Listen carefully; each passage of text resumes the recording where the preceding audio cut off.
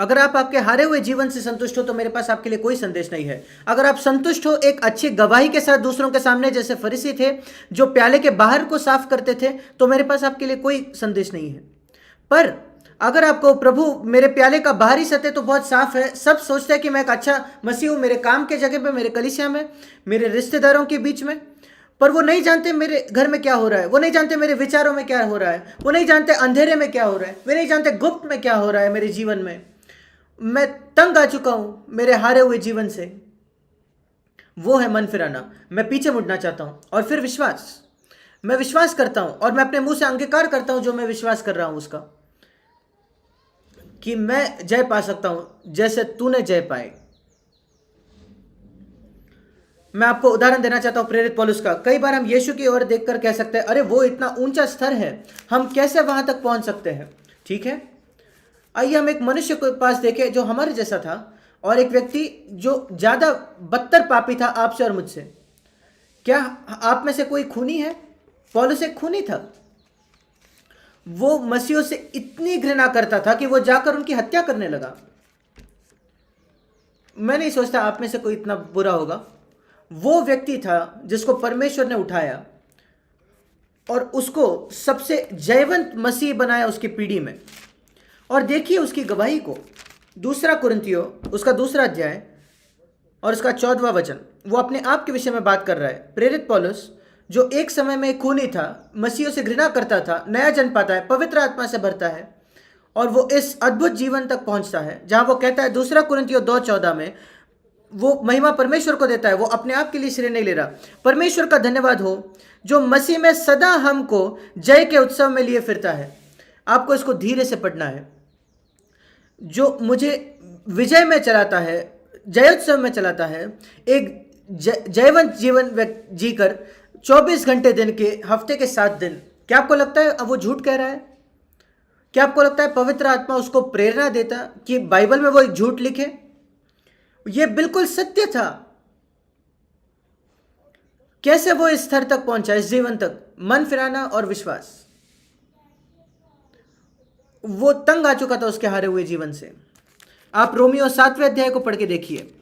वो देखते हैं वो क्या पुकार है उसकी कि मैं कैसा अभागा मनुष्य हूं, कौन मुझे इस मृत्यु की देह, आत्मिक मृत्यु से जो भरी हुई देह से कौन छुड़ाएगा। वो उसकी पुकार थी।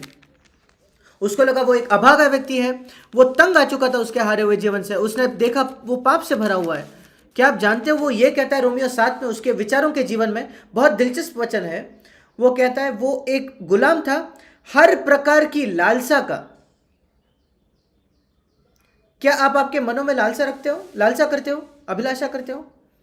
मैं निश्चित हूं कि आप करते हो। पौलुस कहता है रोमियो 7 में, हर प्रकार का लालच, हर प्रकार की लालसा वो उसके अंदर थी 8वें वचन में। और लालच और लालसा ये एक ही शब्द है मेरे बाइबल के मार्जिन में, रोमियो 7:8। पाप ने अवसर पाकर मुझ में सब प्रकार का लालच उत्पन्न कर दिया। कई प्रकार की लालसाएं होती हैं और पौलुस में हर एक लालसा थी, हर एक प्रकार की। पर वो उससे तंग आ चुका था और वो कहता मैं कैसा अभागा व्यक्ति हूं, रोमियो 7:24, कैसे मैं इससे छुटकारा पा सकता हूं। और फिर वो आगे जाकर रोमियो 8 में कहता है परमेश्वर को धन्यवाद हो कि पवित्र आत्मा के सामर्थ द्वारा मैं छुटकारा पा सकता हूं इस पाप की व्यवस्था से जो मुझे नीचे खींचती है। और फिर एक बार 2 कुरिन्थियों 2:14 निकाले, परमेश्वर का धन्यवाद हो उसने वो किया है जो मुझे जय के उत्सव में चलाता है 24 घंटे, दिन के 24 घंटे, हफ्ते के 7 दिन मसीह में, और उसके परिणाम स्वरूप अपने ज्ञान की सुगंध मेरे द्वारा हर जगह फैलाता है। हमारे कई मसीहों के जीवन से जो गंध आती है वो दुर्गंध है, कभी कभी सुगंध पर आमतौर पर दुर्गंध। और वो गंध क्या है जो आपके विचारों के जीवन से बाहर आ रही है? परमेश्वर को कैसी गंध मिलती है? आपके विचारों से। द्वेष करना, दूसरों के प्रति क्षमा नहीं करना, कड़वाहट, बुरे यौन के विचार, गंदे विचार, गुस्सा और दूसरों के प्रति गलत मनोभाव, ये एक दुर्गंध है प्रभु के लिए। और परमेश्वर ने प्रेरित पौलुस को बदल दिया ताकि वो चीज बदल के एक सुगंध में तब्दील हो गई। वो है पवित्र आत्मा की भरपूरी ने जो पौलुस के लिए किया। इतना ही नहीं कि उसने अन्य भाषा में बात की, मैं बहुत दुख महसूस करता हूं जब मैं देखता हूं कि कई विश्वासी हमारे दिन में वो धोखा खाए हैं। उनको ये सिखाया गया है कि पवित्र आत्मा से भरने का चिन्ह है अन्य भाषा में बात करना। मैं अन्य भाषा में बात करने के खिलाफ नहीं हूं। मैंने 45 वर्षों से मैं अन्य भाषा में बात करता हूं, पर मैं सार्वजनिक तौर पर उसका इस्तेमाल नहीं करता। वो एक व्यक्तिगत प्रेम की भाषा है मेरे में और मेरे उद्धारकर्ता दुल्हे के बीच, पर वो पवित्र आत्मा से भरने का चिन्ह नहीं है। पवित्र आत्मा से भरने का चिन्ह है रोमियो 5:5 कि परमेश्वर का प्रेम मेरे हृदय को भर देता है कि मैं परमेश्वर को अपने पूरे हृदय से प्रेम कर सकूं, इस संसार से प्रेम करना रोक दूं, पैसे से प्रेम करना रोक दूं, और मैं दूसरे लोगों को प्रेम कर सकता हूं जो मुझसे घृणा करते हैं, मेरे खिलाफ बात करते हैं, और सबसे प्रेम कर पाऊं, हर एक विश्वासी, सबको क्षमा कर पाऊं। वो है पवित्र आत्मा से भरने का चिन्ह। रोमियो 5 कहता है पवित्र आत्मा हमारे हृदय परमेश्वर के प्रेम की बाढ़ लाता है, और 1 कुरिन्थियों 13 कहता है कि हम हर भाषाओं में, हर बोलियों में बोल सकता हूं, पर अगर आप प्रेम ना रखें तो आप शून्य हो। सो इन बातों को याद रखिए। अन्य भाषा को ना खोजे, मैं कभी उसको खोज नहीं किए। अगर परमेश्वर आपको देना चाहे तो वो देगा। ये एक वरदान है, शिक्षण करने का वरदान। परमेश्वर ने मुझे एक शिक्षा का वरदान दिया, मैंने उसको उत्पन्न नहीं किया, और आप खुद मेरे जैसे शिक्षक ना बन सके जब तक कि परमेश्वर आपको वो वरदान ना दे। अगर परमेश्वर आपको सेवकाई के लिए बुलाए तो वो आपको वो वरदान देगा। अन्य भाषा बिल्कुल वैसा है, हर कोई व्यक्ति सिखा नहीं सकता, हर एक व्यक्ति अन्य भाषा में नहीं बोल सकता, हर एक व्यक्ति चंगा नहीं कर सकता, पर हर एक व्यक्ति पवित्र आत्मा से भरकर परमेश्वर के हृदय, उसके हृदय में परमेश्वर के प्रेम को पा सकता है। यीशु मसीह से पूरा प्रेम करना अपने हृदय से, और दूसरों को अपने आप जैसा प्रेम करना। और परमेश्वर ने पौलुस को सक्षम किया कि वो ये कह सके मेरी सी चाल चलो जैसे मैं मसीह की चाल चलता हूं, और वो हमारी भी बुलाहट है।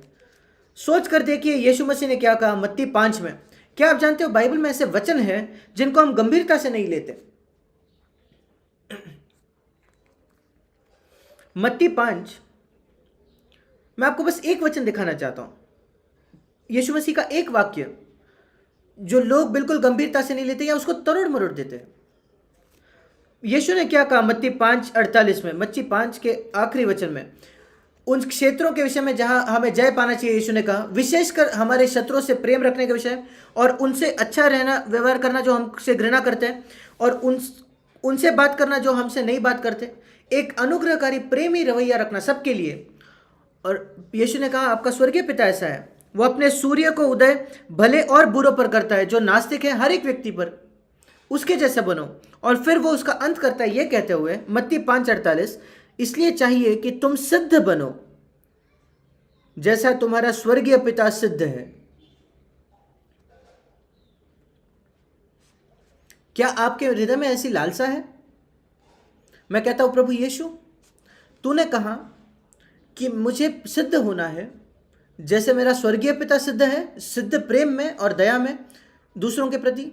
मैं ज्ञान में सिद्ध नहीं हो सकता, बुद्धिमानी में या पवित्रता में सिद्ध नहीं हो सकता। नहीं नहीं नहीं, यहाँ वो प्रेम के विषय में बात कर रहे हैं, और दूसरों को दया करने के विषय में, सबको क्षमा करने के बारे में, हमारे शत्रुओं से प्रेम करना। मतलब अगर मेरे 10 शत्रु है तो मैं 10 से प्रेम कर सकता हूँ, वो है शत्रु से प्रेम करने में सिद्धता। अगर इतने लोग मुझसे घृणा करते हैं, अगर मैं उनसे हर एक से प्रेम कर सकता हूं, अगर इतने लोग ने मेरे प्रति कुछ बुराई की और मैं उनके लिए अच्छा ही कर सकता हूं, 10 लोग मेरे प्रति बुराई करते हैं और मैं 9 को सिर्फ अच्छा ही करता हूं, तो वो मैं सिद्ध नहीं हूं।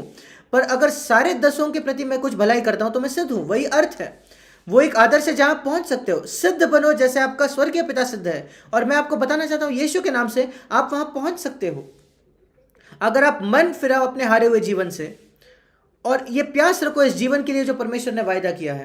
क्या आप जानते हो वो कारण क्यों कई मसीह निराश है और दुखी है? क्योंकि शैतान ने उनके आंखों को अंधा किया इस अद्भुत जीवन के प्रति जहां वो पहुंच सकते हैं। सबसे सिद्ध जीवन जो इस संसार ने देखा वो था यीशु मसीह का जीवन। उससे बेहतर जीवन ही नहीं था। और क्या यह अद्भुत नहीं है कि प्रभु कहता है कि आप इस प्रकार का जीवन जी सकते हो? वही हमारी बुलाहट है। अगर आपके हृदय में एक लालसा है उसके लिए, तो प्रभु आपकी सहायता करेगा वहां पहुंचने के लिए। वही हम शुरुआत करना चाहते हैं।